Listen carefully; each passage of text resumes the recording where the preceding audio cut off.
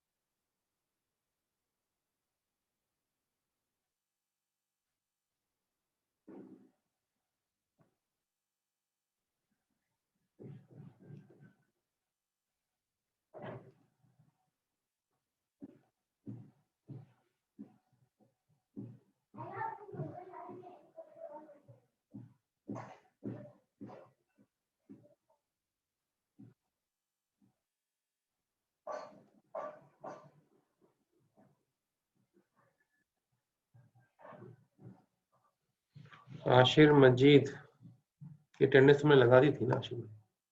अच्छा, क्विज कब होगा? क्विज जो है हम लेंगे जब मैं नमाज का ब्रेक दूंगा ना 1:20 पे। तो फिर मैं आपको ब्रेक दे दूंगा थोड़ा बड़ा, 2 बजे तक का ब्रेक होगा, वो नमाज का और क्विज दोनों हो जाएंगे। यानी कि मैं 2 बजे क्लास रिज्यूम करेंगे, 2 बजे क्विज का टाइम भी ऑफ हो जाएगा। तो आपका तकरीबन 1:20 से लेकर 2 बजे तक का जो ब्रेक है उसमें नमाज भी होगी और क्विज भी आपका जब उसी टाइम पीरियड में आप कीजिएगा।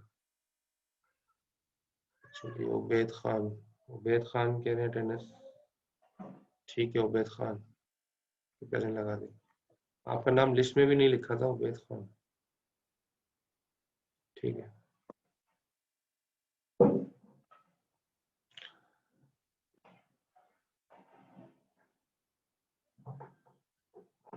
उसामा मीर आ गए, ठीक है। अच्छा, हमारा जो है ना टॉपिक चल रहा था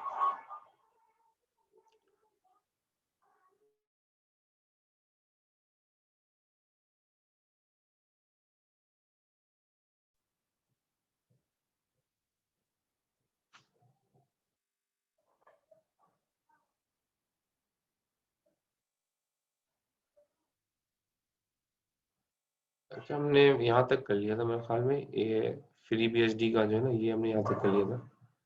मल्टी प्रोसेसिंग मल्टीटास्किंग जो है ना इस पे सपोर्ट करता है।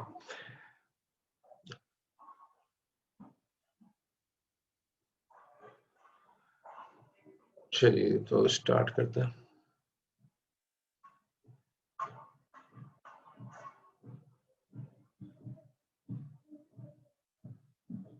अच्छा, system programs provide a convenient. अच्छा, यहाँ पर हम देखें, हम सिस्टम प्रोग्राम की बात हो रही है। सिस्टम प्रोग्राम का मतलब क्या है कि कोई भी प्रोग्राम जो सिस्टम को यानी कि आपको कंप्यूटर सिस्टम को चलाने के लिए जो है यूज हो रहा हो उसको हम सिस्टम प्रोग्राम कहते हैं। ऑपरेटिंग सिस्टम भी ज़ाहिर है एक सिस्टम प्रोग्राम है, और मुख्तलिफ प्रोग्राम चल रहे होते हैं जो कि हार्डवेयर को इन सबको कंट्रोल कर रहे होते हैं, और वो सारे के सारे सिस्टम प्रोग्राम्स कहलाते हैं। तो system programs provide a convenient environment for program development and execution. ज़ाहिर है सिस्टम प्रोग्राम के जरिए से जो है हमें एक ऐसा एनवायरनमेंट मिलता है जिसके अंदर सारे प्रोग्राम हम इजीली चला सकते हैं। जैसे फाइल मैनिपुलेशन हो गया, कोई भी फोल्डर क्रिएट करना हो, डिलीट करना हो, कोई फाइल क्रिएट करनी हो, स्टेटस इंफॉर्मेशन, ठीक है, यानी कि फाइल मॉडिफाई कर दी तो जो न्यू मॉडिफाइड फाइल है तो उसकी इंफॉर्मेशन जो है उसकी डेट और टाइम बदल जाता है। ज़ाहिर है कि मॉडिफाई जो जिस तारीख में मॉडिफाई किया वो उसकी डेट और टाइम वो हो जाता है। तो प्रोग्रामिंग लैंग्वेज सपोर्ट, ठीक है, तो मुख्तलिफ प्रोग्रामिंग लैंग्वेज आपका जो है सिस्टम प्रोग्राम ऐसे भी होते हैं, वो बताते हैं भाई कौन कौन सी प्रोग्रामिंग लैंग्वेजेस को जो है ना। अब जैसे विंडोज़ है, विंडोज़ के ऊपर आप बहुत सारी प्रोग्रामिंग लैंग्वेजेस को इंस्टॉल कर सकते हो, चला सकते हो। बहुत वाइड रेंज है जो विंडोज़ ऑपरेटिंग सिस्टम ऑफर करता है। तो सिस्टम प्रोग्राम्स जो है ना वो इस तरह भी होते हैं कि कुछ अगर ऐसी प्रोग्रामिंग लैंग्वेजेस हैं तो उनको जो कि आपका प्लेटफॉर्म ऑपरेटिंग सिस्टम सपोर्ट नहीं कर पा रहा, तो उसके भी तरीके कार हैं मुख्तलिफ तरीकों से। जैसे लिनक्स है, अगर आपको लिनक्स चलाना है, आपने कभी आप लोगों ने कैसे किया लैब के अंदर, लिनक्स कैसे इंस्टॉल की है? मतलब वर्चुअल मशीन के जरिए, वर्चुअल मशीन जी के सर, लिए वर्चुअल सर ये फिर उसके बाद यूबंटो सॉफ्टवेयर इंस्टॉल किया, फिर उसके अंदर हमने लिनक्स चलाया सर। उसमें आपको सिस्टम की परफॉर्मेंस स्लो लगती है या नहीं? सर बहुत स्लो सर। मैंने तो करके देखा था, मैं तो परेशान हो गया था, बहुत स्लो थी भाई, मैं तो परेशान हो गया। सर तो इसके मैं लिए मैंने सुबह सर्च, बैठा था, जी रात जी, को 12 बजे फ्री हुआ था मैं सर। देखो मैंने एक तो इंस्टॉल। मैंने इसमें सर्चिंग किया है। अब जिसके पास विंडोज 10 है ना, विंडोज 10 के अंदर WSL2 एक टूल है, जाके यूट्यूब पे सर्च करना WSL2 के नाम से, जी सर। WSL2। ये मैं भी करूंगा, मैंने अभी कर नहीं पाया था, मुझे टाइम नहीं मिला। ये WSL2, ठीक है, ये टूल है। ये टूल आप आप यूट्यूब पे जाके लिखना WSL2 Ubuntu installation on Windows 10, ऐसा कुछ लिख करके लिखना, पूरी आपके पास ट्यूटोरियल आ जाएगा वीडियो का। उसमें बकायदा विंडोज 10 के अंदर ही ऑप्शन है कि इसके अंदर ही Ubuntu इंस्टॉल हो जाएगा, आपको वर्चुअल मशीन मतलब वो करने की जरूरत ही नहीं है, वर्चुअल बॉक्स, समझ रहे हैं? सर वर्चुअल बॉक्स सही की सर। जरूरत ही नहीं पड़ेगी। ये विंडोज 10 के साथ है सिर्फ, वो भी इसका जो लेटेस्ट वर्जन 2004 का वर्जन है। आप विंडोज 10 को बस अपडेट कर लेना अपने पास, और फिर ये WSL2 की वीडियो देख लेना। WSL2 यानी कि ये Ubuntu जो है ना, Ubuntu की इंस्टॉलेशन आप करोगे ओके सर। और विंडोज 10 के ऊपर, ठीक है, ये आप जाके लिख देना यूट्यूब पे, आपको ट्यूटोरियल मिलेगा। तो ये कर लोगे, ये वो फास्ट भी चलेगा, और फिर आपको, क्योंकि वो वर्चुअल मशीन में नहीं चल रहा ना, वो तो अपने इसी में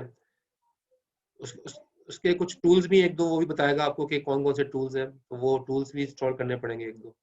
लेकिन फिर उसके बाद जो है ना, मतलब ये होगा कि आपका ये सिर्फ उसके लिए जो इनके पास विंडोज 10 है, विंडोज 7 पे नहीं हो पाएगा। विंडोज 7 के लिए तो फिर आपको वही करना पड़ेगा, वर्चुअल बॉक्स।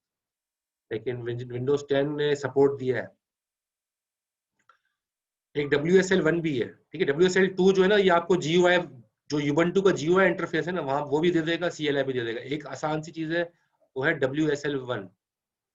WSL1, ठीक है।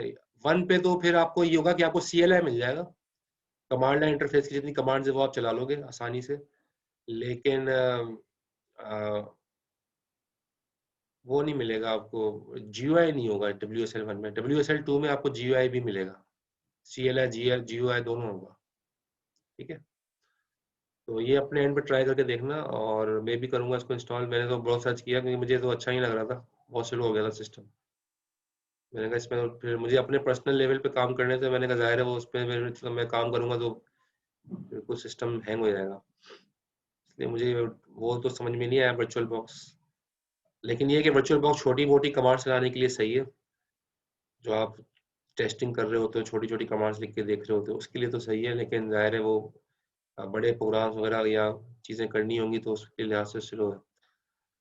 अच्छा जी, ये मैं आपको थोड़ा बता दी। तो प्रोग्रामिंग लैंग्वेजेस की सपोर्ट जो है ना, सिस्टम प्रोग्राम है, तो विंडोज 10 ने बहुत सारे अपने सिस्टम प्रोग्राम्स रखे हैं। ये मैंने इसकी एग्जांपल में बता दिया आपको। विंडोज 10 ने बहुत सारे जो है ना सिस्टम प्रोग्राम्स रखे हैं, जो इसके जरिए से जो है ना आप वो, अगर आप वो उसको इंस्टॉल कर लोगे तो फिर वो दूसरे प्रोग्राम्स भी, जैसे इन्होंने Ubuntu वगैरह का ये भी ऑप्शन रख दिया। इस तरह मुख्तलिफ प्रोग्रामिंग लैंग्वेजेस जो है, जो विंडोज पे नहीं चल पाती, वो भी चल सकती हैं। अ, उसके टूल्स अवेलेबल है। प्रोग्राम लोडिंग एंड एग्जीक्यूशन, ये काम सिस्टम प्रोग्राम से ज्यादातर होता है, प्रोग्राम को लोड करना, एग्जीक्यूट करना, कम्युनिकेशन कराना, बैकग्राउंड सर्विस, बहरहाल ये चीजें हैं। सिस्टम प्रोग्राम जो है वो मुख्तलिफ मकासद के लिए बनाए जाते हैं। हम ऑपरेटिंग सिस्टम को सिस्टम प्रोग्राम ही कहते हैं, सिस्टम प्रोग्राम ही होता है ऑपरेटिंग सिस्टम। लेकिन एक ऑपरेटिंग सिस्टम के अंदर भी बहुत सारे सिस्टम प्रोग्राम छोटे छोटे चल रहे होते हैं, और उन सबका जैसे सिस्टम कॉल्स है, सिस्टम कॉल्स भी एक तरह का प्रोग्राम ही है, सिस्टम प्रोग्राम ही है, ठीक है। तो हम ज्यादातर सिस्टम कॉल्स को भी हम ज्यादातर प्रोग्राम ही कह लेते हैं कि भाई सिस्टम प्रोग्राम है ये जो चल रहा है बैकग्राउंड में। तो उसका कॉन्सेप्ट यहाँ पे देखें। इसके अलावा जो है सिस्टम प्रोग्राम जो है फाइल मैनेजमेंट के लिए यूज होते हैं, या कोई भी फाइल क्रिएट करना हो, डिलीट करना हो, कॉपी करना हो, रीनेम करना हो, ये सारी चीज़ें हम कर सकते हैं विंडोज़ में, और जो है जनरली हमें प्रॉब्लम नहीं होता। और स्टेटस इन्फॉर्मेशन का मतलब क्या है कि भाई यानी कि कौन आप कब लॉगिन हुए, ठीक है, कब लॉगिन हुए, कब लॉग आउट हुए, डेट क्या है, टाइम क्या है, इस तरह की इन्फॉर्मेशन, कौन सी एप्लीकेशन किस टाइम चली, कितनी देर चली, ये सारा लॉग मेंटेन होता है, ठीक है। ये आप चाहो तो कर सकते हो मेंटेन, अपने विंडोज के अंदर ऑप्शन होता है, तो वहां पर जाकर लॉग मेंटेन कर दो। तो सारी चीजें जो है वो आपको इन्फॉर्मेशन जो है ना, आप जिस चीज की इन्फॉर्मेशन चाहते हो वो आपको अवेलेबल हो जाएगी। इस तरह से फाइल को मॉडिफाई करना हो, ये टेक्स्ट एडिटर हमारे पास मौजूद है, जो कि जैसे विंडोज़ का तो बहुत मशहूर है नोटपैड वगैरह, तो उसमें लोग काम करते हैं, तो वो फाइल को किसी को मॉडिफाई आप कर सकते हो, करना चाहो उसके अंदर। और इसके अलावा जो है सिस्टम प्रोग्राम जो है मुख्तलिफ प्रोग्रामिंग लैंग्वेज की सपोर्ट भी देते हैं। इसमें बहुत सारे कंपाइलर्स भी आ गए, असेंबलर्स भी आ गए। अब सी शार्प वगैरह का कंपाइलर जो है ना वो सपोर्ट करता है आपकी विंडोज़, ठीक है। तो उस असेंबली लैंग्वेज भी आपका आपने इंस्टॉल किया है जो विजुअल स्टूडियो पे असेंबली लैंग्वेज, तो ज़ाहिर है वो असेंबलर जो है सपोर्ट करता है। माइक्रो असेंबलर हम यूज़ कर रहे हैं। माइक्रो हम आप जो असेंबलर यूज़ कर रहे हो उसका नाम क्या है? मेसम। बहरहाल ये तो उनके लिए था जो कि अगर अगर यूज़ करेंगे माइक्रोसॉफ्ट के प्लेटफॉर्म पे, अगर कोई असेंबलर यूज़ करेंगे तो माइक्रोसॉफ्ट का ही अपना असेंबलर है, माइक्रोसॉफ्ट असेंबलर, तो मेसम के नाम से। तो ये विजुअल स्टूडियो के अंदर बिल्ट इन है, ठीक है। इस तरह से इंटरप्रेटर्स वगैरह ये सारी चीज़ें सपोर्ट होती है ऑपरेटिंग सिस्टम के अंदर। इसके अलावा प्रोग्राम लोडिंग एंड प्रोग्राम को लोड करना, एग्जीक्यूट करना, डिबग करना, ठीक है ना। और ये मुख्तलिफ चीज़ें जो इन्वॉल्व होती हैं वो भी सारी सिस्टम प्रोग्राम का पार्ट होती हैं। और इसके बाद आखिर में कम्युनिकेशन, जो भी कनेक्ट जो भी आपकी जो है वर्चुअल कनेक्शंस बन रहे हैं प्रोसेस के दरमियान, यूजर्स के दरमियान, तो उनके दरमियान भी कम्युनिकेशन कराना, नेटवर्क के ऊपर हो या सिस्टम के अंदर ही एक प्रोसेस से दूसरे प्रोसेस से कम्युनिकेशन करानी हो, तो सिस्टम प्रोग्राम जो है इन सबको सपोर्ट करता है। अलग अलग मकसद के लिए प्रोग्राम बनाए जा सकते हैं। ऑपरेटिंग सिस्टम में एक सिस्टम प्रोग्राम नहीं, बहुत सारे सिस्टम प्रोग्राम्स चल रहे होते हैं और बैकग्राउंड में सब चीज़ों को मैनेज कर रहे होते हैं। बहुत सारी बैकग्राउंड सर्विसेज चल रही होती हैं, ठीक है। तो जैसे आप कंप्यूटर स्टार्ट करते हो तो कंप्यूटर तो बूट हो जाता है, बूटिंग के वक्त वो बैकग्राउंड में बहुत सारी जो है सर्विसेज को चला देता है, जिसको हमें जो हमें दिख भी नहीं रही होती, ठीक है। आज आप कल आपने देखा होगा विंडोज 10 जैसे ही आप बहुत तेजी से स्टार्ट हो जाता है विंडोज 10, ज़्यादा टाइम नहीं लेता। लेकिन आप कोई भी विंडोज 10 स्टार्ट करते ही किसी भी एप्लीकेशन पे क्लिक करो, मिसाल के तौर पे कोई ऐसी जो माइक्रोसॉफ्ट की एप्लीकेशन ना हो, ठीक है, जैसे MS वर्ड वगैरह तो माइक्रोसॉफ्ट का है ना, ऐसी कोई चीज़ जो माइक्रोसॉफ्ट की ना हो, कोई PDF फाइल या कोई चीज़ फौरन ऑन होती ओपन करोगे तो वो कहेगा अभी सिस्टम की सारी जो है ना सही तरह बूट नहीं हुआ है, सिस्टम अभी सारी रिसोर्सेज को लोड नहीं किया सिस्टम ने, वो ये मैसेज देगा आपको। तो वो करता क्या है कि वो जल्दी से स्क्रीन तो सामने ले आता है, लेकिन बैकग्राउंड में जो सर्विसेज हैं वो आहिस्ता आहिस्ता जो है वो ओपन करता रहता है, ताकि जो है ना यूजर को ये फील ना है कि भाई मेरा जो है वो विंडोज बहुत देर से जो है वो बूट हो रही है, ठीक है ना। वो बहुत जल्दी आपके सामने स्क्रीन आ जाएगी, लेकिन वो आहिस्ता आहिस्ता बैकग्राउंड के अंदर सारी चीज़ों को फिर अप करता रहता है। तो ये मतलब मुख्तलिफ चीज़ें हैं, एप्लीकेशन प्रोग्राम जो आप चला रहे होते हो, बहुत सारी ऑपरेटिंग सिस्टम का पार्ट भी नहीं होती, लेकिन वो जैसे वो चल रही होती हैं। और मतलब वो सिस्टम प्रोग्राम एक तरह से वो सिस्टम प्रोग्राम ही होती है। इसके अलावा जो है ऑपरेटिंग सिस्टम जो है जो बनाए जाते हैं, यहाँ पर बात हो रही है operating system design and implementation की। तो अगर आप देखें तो internal structure of different operating systems can very widely. Her Linux operating system आप कर रहे हो लैब में, विंडोज से आप वाकिफ हो, ठीक है। और भी है मैक ऑपरेटिंग सिस्टम में मुख्तलिफ है, एंड्रॉयड से भी आप वाकिफ हो, मोबाइल पे यूज करते हो। सबका इंटरनल आर्किटेक्चर डिफरेंट है। सारे ऑपरेटिंग सिस्टम का जो है ना मतलब सेम नहीं है, हर एक अपने लिहाज से जो है ना वो चला रहा होता है चीज़ों को।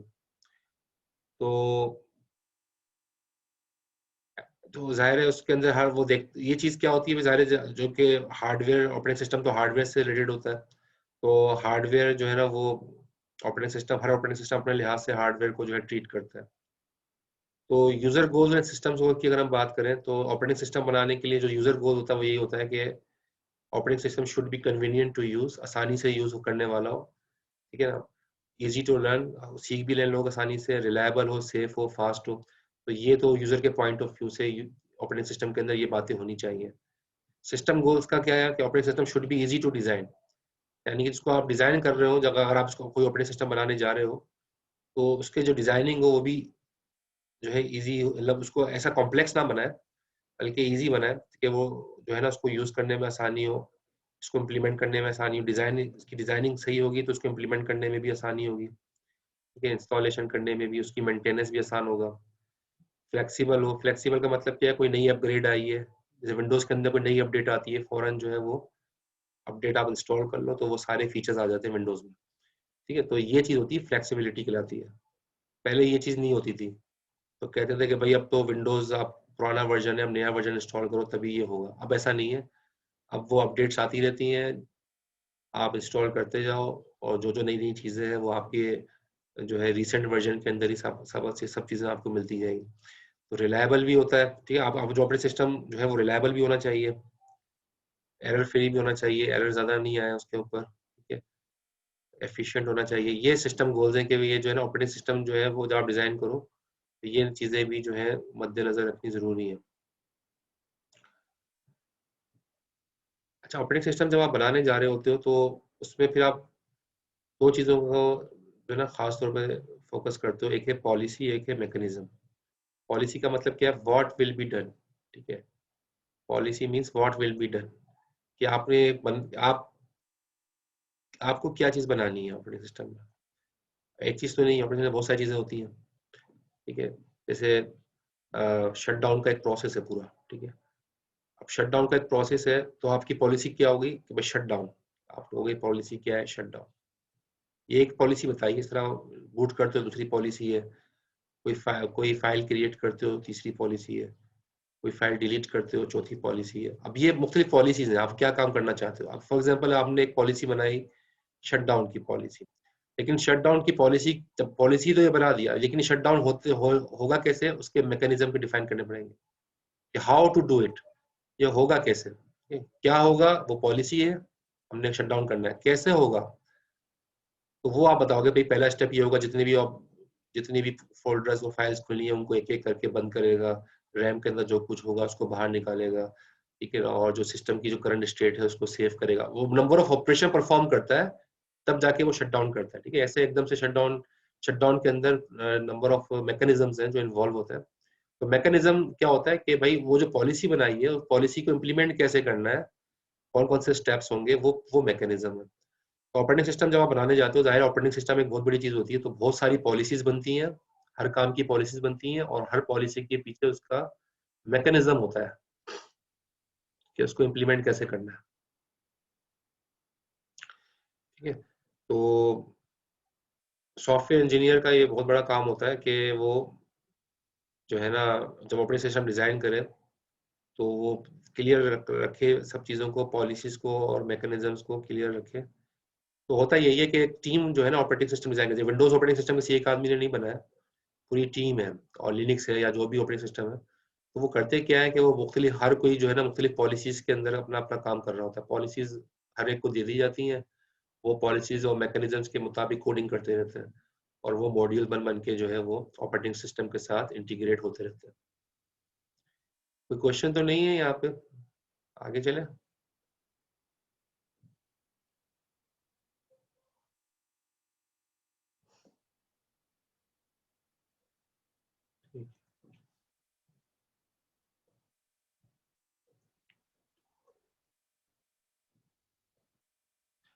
अच्छा जी, इम्प्लीमेंटेशन के हवाले से बात करते हैं।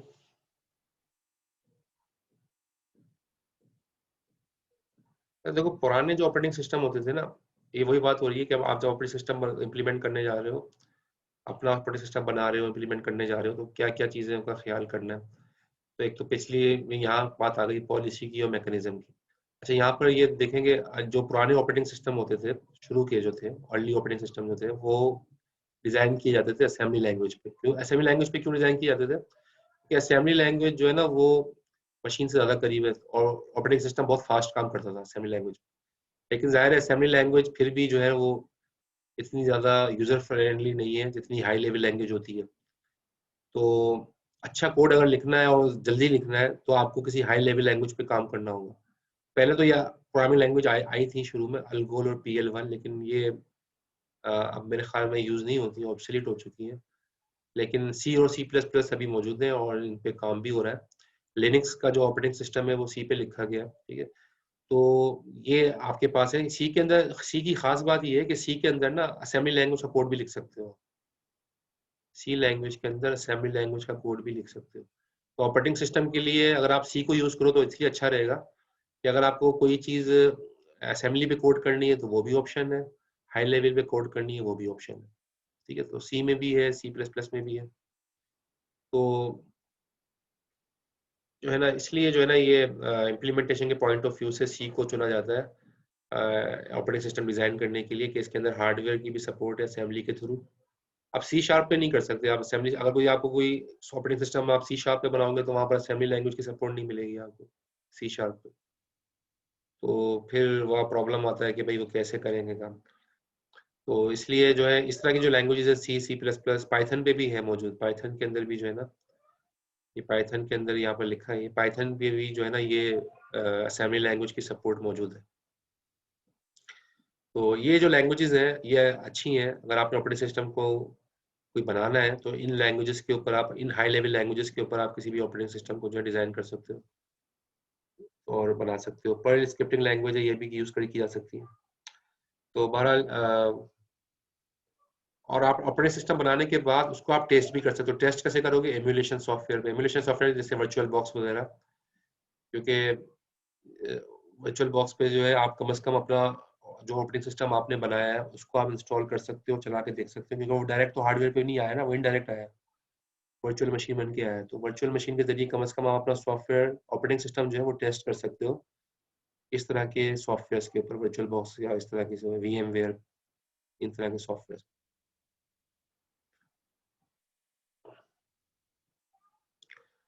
अच्छा, general purpose operating system is very large program. ठीक है, तो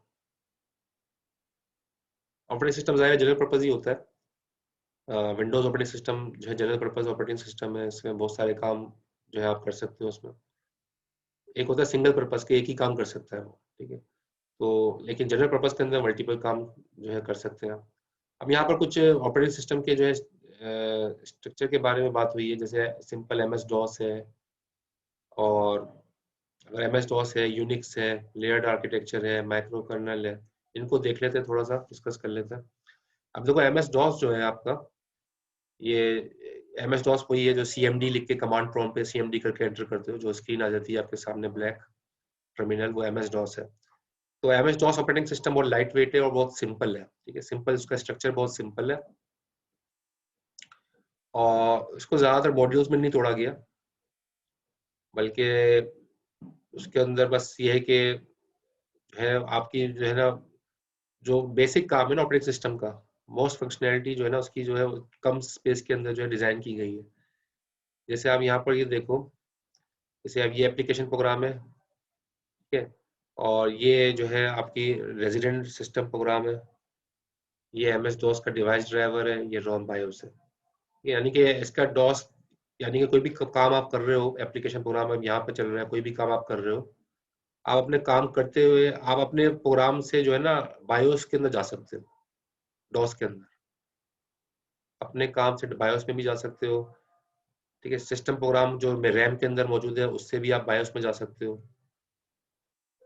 तो अब तो ये है कि वो पासवर्ड मांगेगा आपसे। अब तो डॉस में थोड़ी सी सिक्योरिटी लगा दी, पहले तो सिक्योरिटी भी नहीं होती थी और हमें बहुत प्रॉब्लम होता था शुरू में। हम MS-DOS के अंदर हम वायरस भी ऐसे बनते थे, वो फौरन जो है सिस्टम करप्ट हो जाता था, क्योंकि वो फौरन बायोस में और इस तरह चले जाते थे चीज़ें। लेकिन अब वो, अगर आप एप्लीकेशन प्रोग्राम से बायोस में जाना चाहो या कहीं और जाना चाहो तो वो आपसे यूजर नेम पासवर्ड मांगेगा, ऐसे नहीं जाने देगा। ठीक है, एडमिनिस्ट्रेटिव मोड पे आप जा सकोगे, लेकिन बहरहाल इसका स्ट्रक्चर बहुत सिंपल है और प्रेफर नहीं किया जाता कि आप MS-DOS को यूज करो सारे कामों के लिए, क्योंकि MS-DOS से ज्यादातर, देखो वजह ये होती है CLI इंटरफेस GUI के साथ जरूर दिए जाते हैं। लिनक्स में भी आपने देखा होगा, लिनक्स में यूबंटू पे GUI मौजूद है, लेकिन CLI की क्या जरूरत है? CLI की जरूरत अपनी जगह होती है, क्योंकि CLI ना ट्रबल शूटिंग के बड़े काम आता है। ट्रबल शूटिंग के लिए विंडोज GUI जो है इतना सूटेबल नहीं होता। CLI पे आप कमांड्स लिख के और फौरन जो है किसी भी प्रॉब्लम को ट्रबल शूट कर सकते हो। तो ट्रबल शूटिंग के लिए एक तरह से ना CLI का इंटरफेस रखा जाता है, ताकि लोग जो है ना, जो GUI पे काम पॉसिबल ना हो, वो DOS प्रॉम्प्ट पे जाके या कमांड लाइन इंटरफेस पे जाके कमांड लिख के वो काम कर सकते।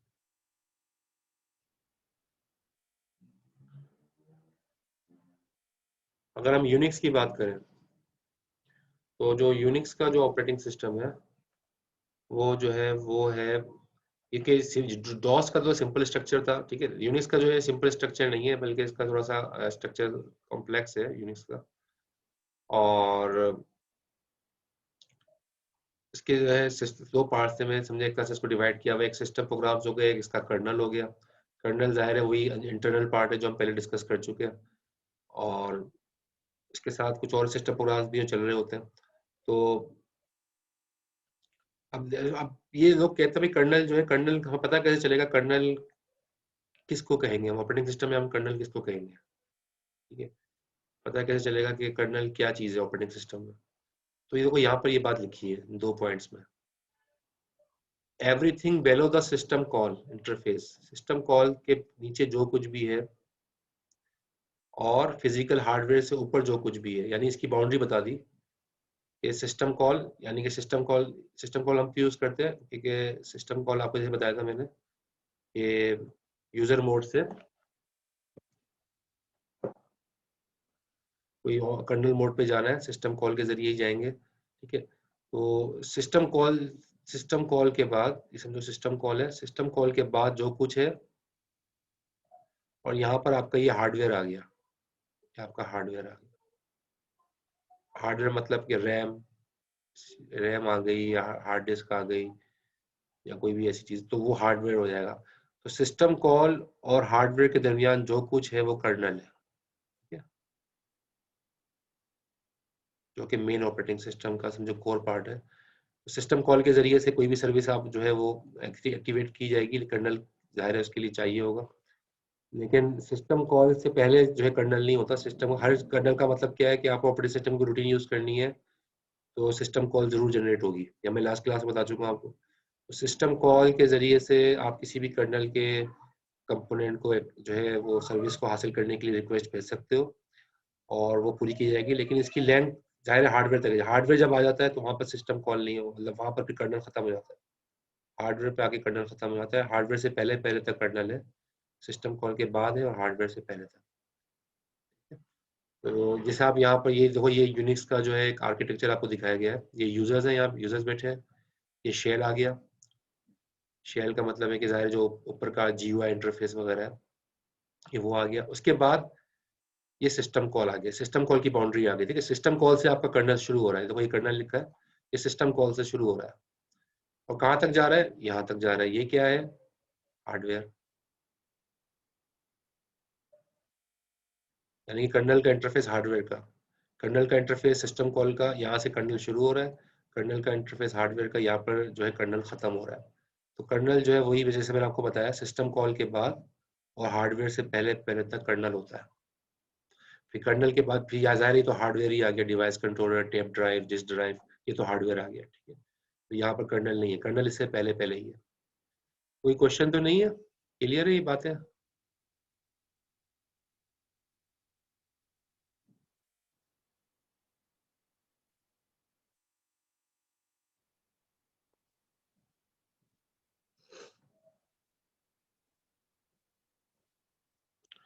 Layered approach,